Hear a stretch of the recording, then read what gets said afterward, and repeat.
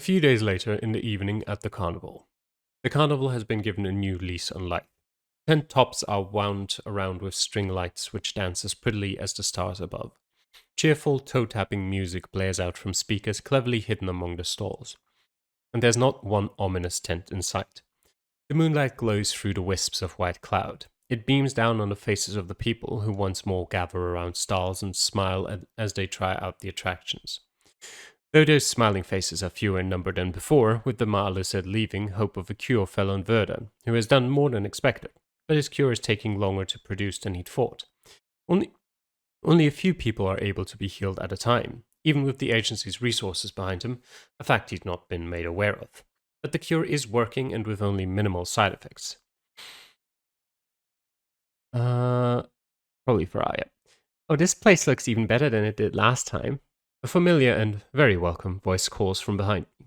I turn to find Unit Bravo striding through the arch at the entrance to the carnival. The ring of fencing is gone, giving the whole place a more open atmosphere. Bra grins at me, slipping her hand into mine the moment she draws near. Her fingers are warm against the biting chill, and I tangle my fingers farther around hers to enjoy the feel. Looks like the new guys running this place have done a decent job of setting it back up. Morgan comments with a shrug. Right. I shake my head to refocus myself. Who are they? We're here to check that they're settling in all right, yeah? Nat nods. The agency put a call out for any supernaturals interested in taking on the task. Her expression brightens until it's as dazzling as the lights around us. They were overwhelmed by the response. A few families have banded together to take it over, Ava states with much less emotion. Things seem to be handled well, but the agency wants to ensure they need no further help. And to, have fun as well.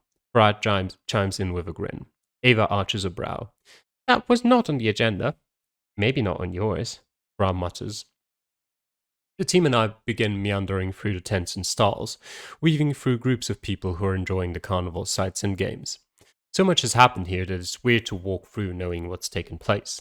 Even more so when the people of this town have no idea what happened on their very doorstep. We make it as far as the coconut shy before a group of familiar faces comes tumbling out of the tent. The group almost collides right into us. Jules! Tina erupts, a wide blue-stained smile on her face. She grips a ball of fluffy blue cotton candy in one hand, brandishing it about with a whole lot of enthusiasm, but not even the smallest amount of care. A passerby is unlucky enough to get a glob of it stuck in their hair, while another gets a blob of it on their shirt sleeve. Thankfully, neither of them notice. I look over at Tina, who is followed closely by Verda, his husband Eric, and their daughters Kara and Lacey. Eric smiles over at me with a bashful expression as he tries to wrangle their two sugar-hyped kids to his side. Tina, who's as buzzed as they are, isn't helping the situation. When I turn to Verda, he avoids meeting my eye and fidgets with the large teddy bear under his arm. I struggle to keep a grin from my face. Did you get Tina in on a child ticket as well as your girls? Tina blinks. Well, that's rude. Should have tried it, though, Eric says with a smile of his own. We both end up chuckling while Tina gives a mock pout, which isn't very impactful when her lips are still stained with food coloring. As general chatter begins to ripple through the group, Verda eyes me with meaning and nods his head towards one side where it's quieter. I follow him to the secluded space between the tents. We draw to a stop. A concerned frown drags down his expression as he stares at his family. Tina and Unit Bravo chatting and giggling away together, except Ava and Morgan. I'm pretty sure neither of them even know how to giggle. Quietness introduces into the space, intrudes. I think about speaking when Verda finally fills the silence with a question so unexpected it makes my breath strangle in my lungs. Are they vampires? He asks in the casual way you would ask how someone's day was.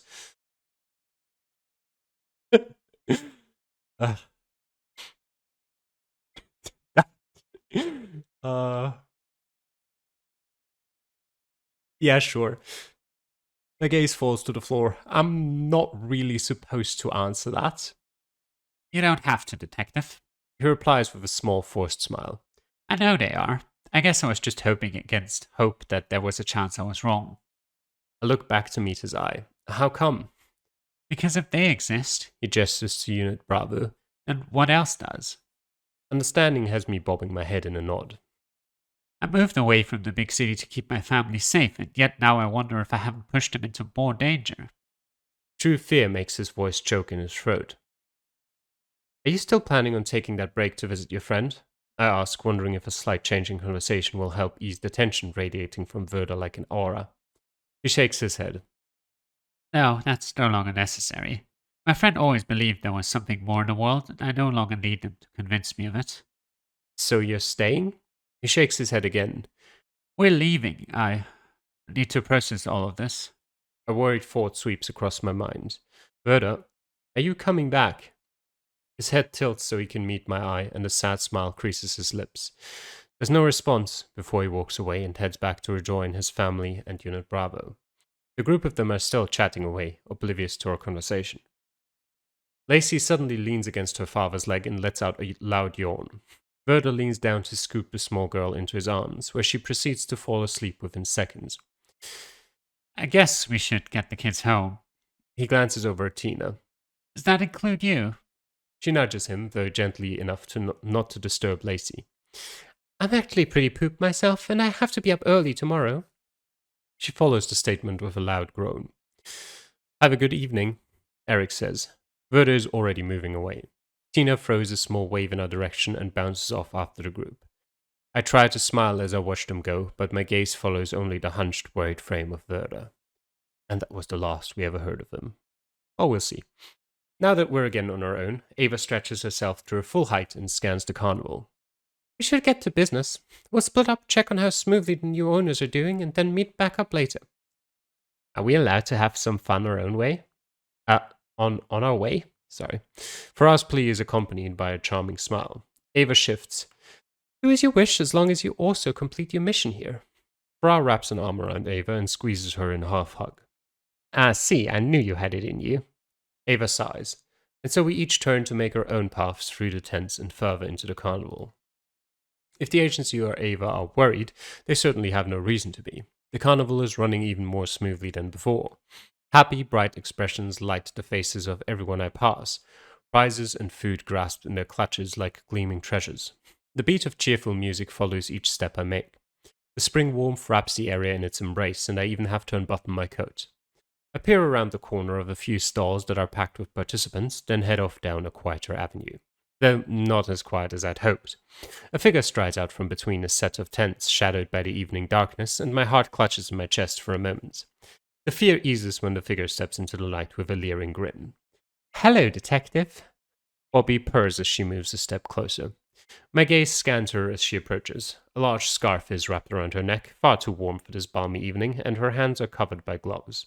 I'm just wondering about the strange attire when the moonlight highlights a patch of scar tissue spreading over the small patch of exposed skin on her neck. Scars that look very similar to the disease. Apparently the side effects of Verda's cure aren't just memory loss. Bobby frowns as she notices where my gaze has fallen before tugging the scarf further up to her chin.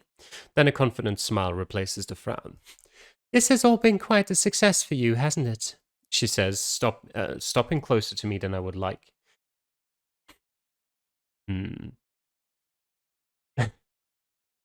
I shift a step away as a frown tugs on my brow. Proximity made me feel far too uneasy to stay put, and it only seems to spur Bobby to smile wider. What are you doing here? I asked to interrupt her gloating. A flutter of boredom dances across her features. Mostly covering the reopening of the carnival. How wonderful it is, and how we'll be sorry to see it go, etc., etc. Mostly? I ask, folding my arms. What's the other reason? A slow, lazy smile eases across her lips. I'm so glad you asked. I have a much bigger story I'm working on. Sickness spreading, a carnival burned down, the sickness cured, and the carnival mysteriously brought back to life like a phoenix from the ashes. She lifts her phone towards me, the recorder running. Any comment for the press, detective? Hmm.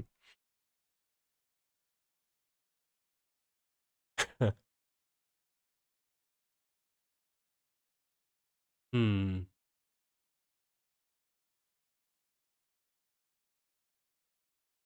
Sure. That's hardly a story, I reply with a nonchalant shrug. Things like that happen all the time. A burnt down carnival and a sickness that sweeps through a town? She laughs. No, that definitely doesn't happen all the time. The truth in that statement makes my mouth dry. That doesn't mean, Bobby snickers. It's all right. Sometimes you don't need to use words to give a reply. No, you don't understand. She holds up a hand. I think I understand quite clearly. Thank you, Detective. She slips her phone into her pocket, gives a final smug nod of satisfaction, and then makes to move away. I hold back a breath of frustration until she's actually turned around. Oh! Bobby calls when we're so far apart I can barely hear her.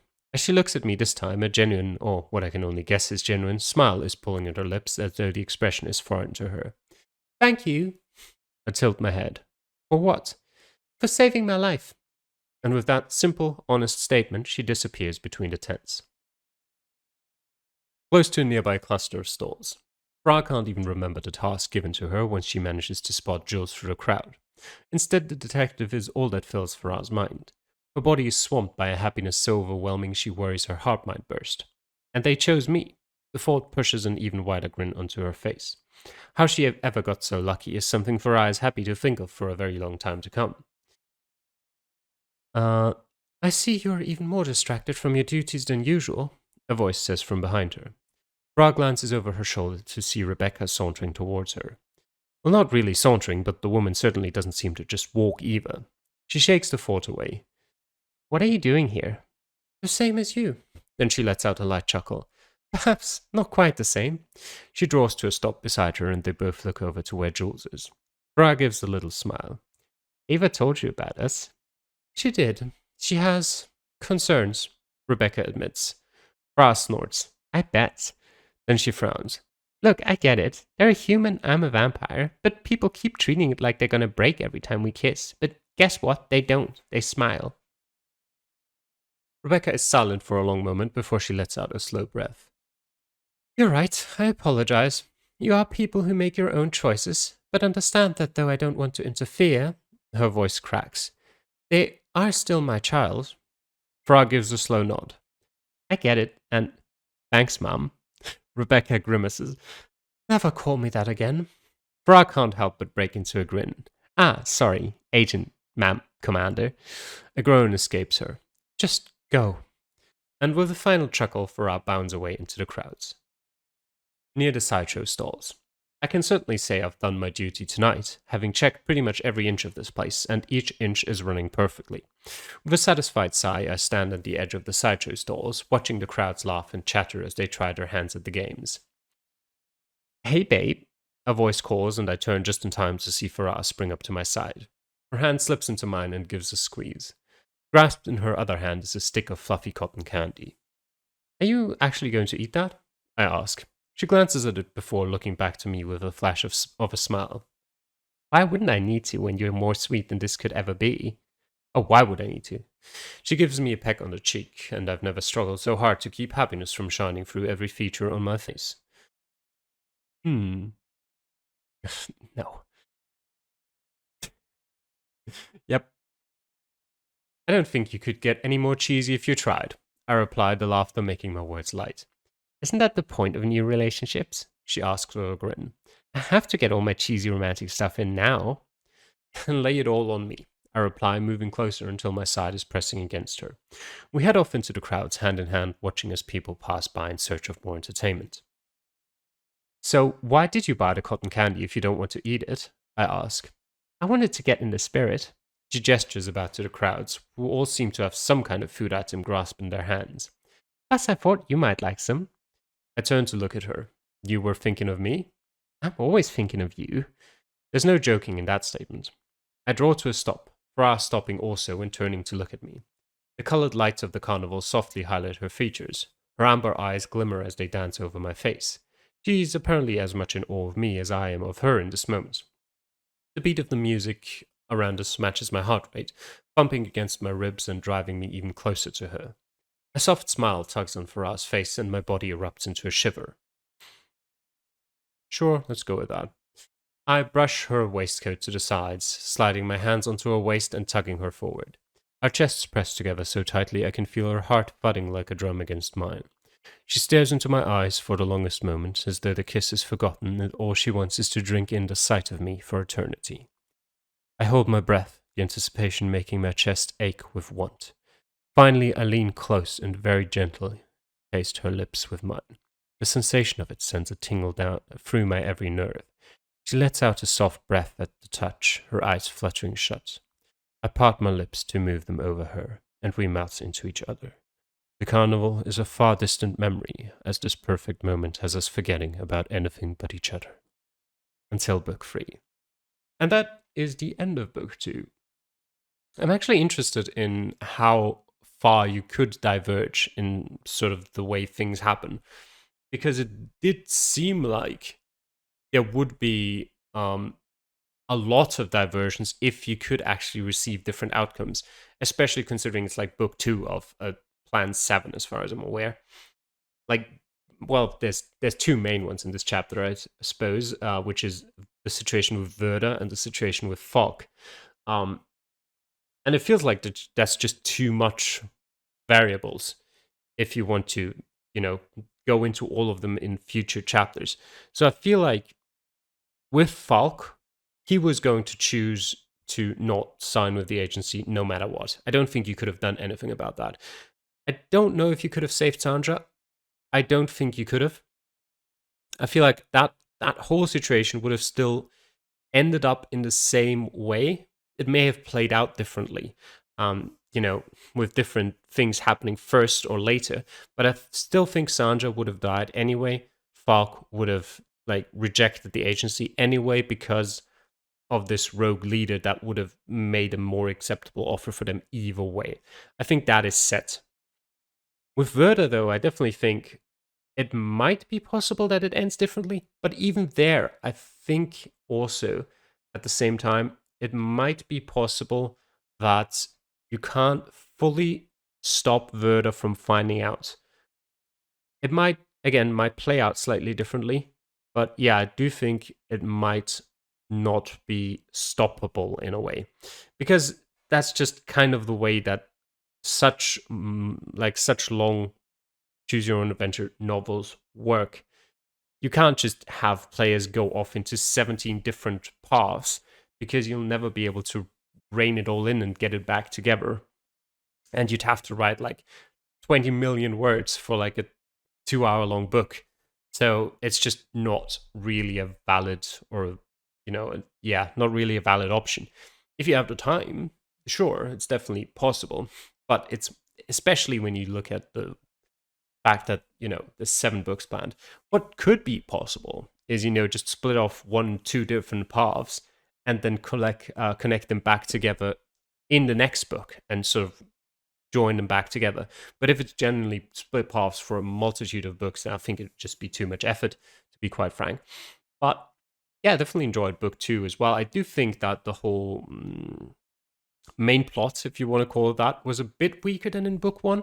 I enjoyed the crazy Dr. Murphy trying to get his hands on my blood a bit more than just those Estonian people living in the mirrors, trying to, not even sure, trying to dole out judgment.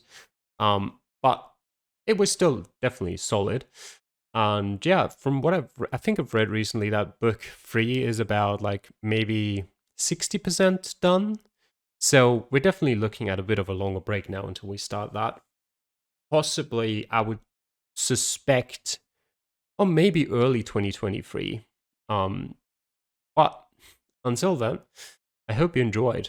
I don't know, listening to you. And I normally say I hope you enjoyed watching, but I don't know how much watching you would do while listening to this. So I'm going to say I hope you enjoyed me reading through Wayhaven Chronicles Book 2.